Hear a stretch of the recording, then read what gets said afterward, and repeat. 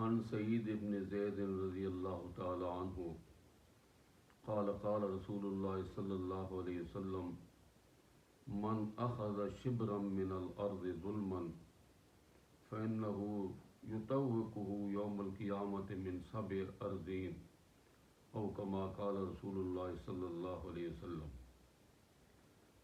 برادران اسلام، معزز سامعین حضرات، میں آج کے اس مختصر بیان میں یہ بتانا چاہتا ہوں کہ کسی کی زمین پر ناحق قبضہ کرنے کا وبال کیا ہوتا ہے، اس لیے کہ یہ جرم آج کل بہت زیادہ پایا جا رہا ہے۔ اس کے متعلق میں نے ایک حدیث شریف پڑھی ہے جو حضرت سعید ابن زید رضی اللہ تعالی عنہ سے مروی۔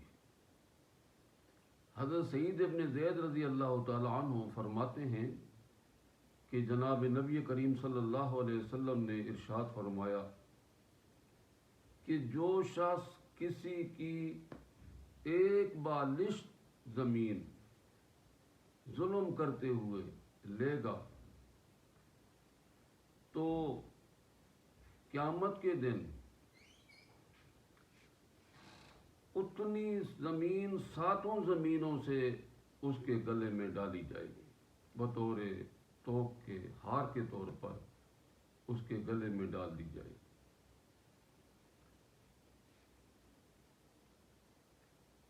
اسلام نے جو انسانی حقوق کے حفاظت کا ایک اعلیٰ تصور پیش کیا ہے اور حقوق العباد پر ڈاکہ ڈالنے والوں کے لیے جو سخت احکام اور سخت سزائیں مقرر کی ہیں، یہ حدیث اس کا ایک نمونہ ہے، جس کا حاصل یہ ہے کہ جو شخص کسی کی زمین کا ایک بالشت بار حصہ بھی ناجائز طور پر قبضہ کرے گا تو قیامت کے دن صرف وہ حصہ نہیں جو اس نے قبضہ کیا تھا، بلکہ 7 زمینوں سے اتنی زمین لے کر اس کے گلے میں ڈال دی جائے۔ علماء نے اس کا مفہوم یہ بیان کیا ہے کہ اس کو 7 زمینوں تک دھنسایا جائے گا، جس کی وجہ سے وہ زمین جو اس نے قبضہ کی تھی، جس سے پر قبضہ کیا تھا، وہ اس کو ہار کے طور پر جکڑ لے۔ تو کوئی چیز بھی ہو، چاہے وہ تھوڑی ہو یا کہ زیادہ ہو، حتیٰ کہ سرکاری زمین بھی ہو، تو اس پر ناجائز قبضہ کرنا یہ انتہائی بری بات ہے۔ جیسا یہ سماجی طور پر ایک ظلم، اخلاقی طور پر ایک بھیانک، ایک غلط بات ہے، اسی طرح شرعی طور پر بھی ایک جرم ہے، ایک بہت بڑا گناہ ہے۔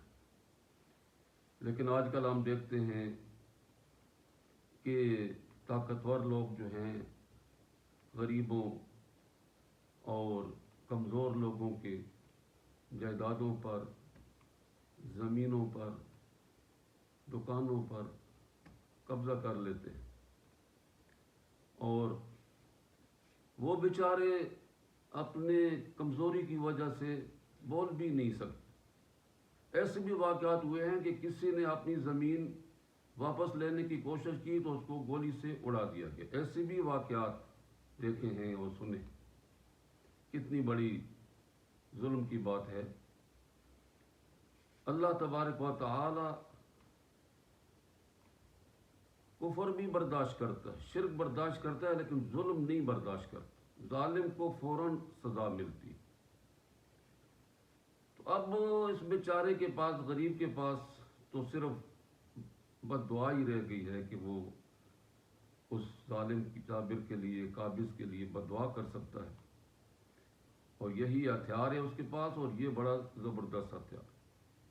ایک حدیث میں جناب نبی کریم صلی اللہ علیہ وسلم فرماتے ہیں کہ 3 دعائیں ضرور بھی ضرور قبول ہوتی ہیں، بالکل رد نہیں ہوتی۔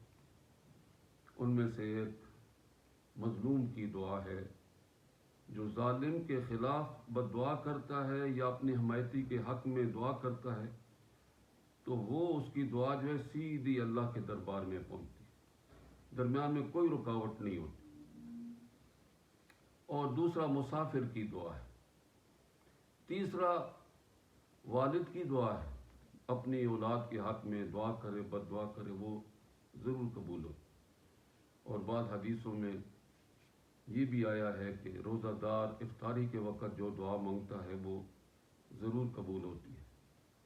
اس لیے ہمیں چاہیے کہ مظلوم کی بد دعا سے بچیں، اور کسی چیز پر ناجائز قبضہ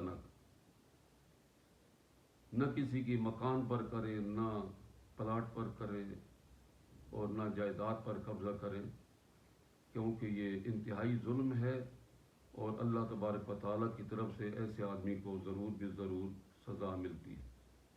اللہ تبارک و تعالیٰ ہمیں عمل کرنے کی توفیق عطا فرمائے۔ وآخر دعوانا ان الحمد للہ رب العالمین۔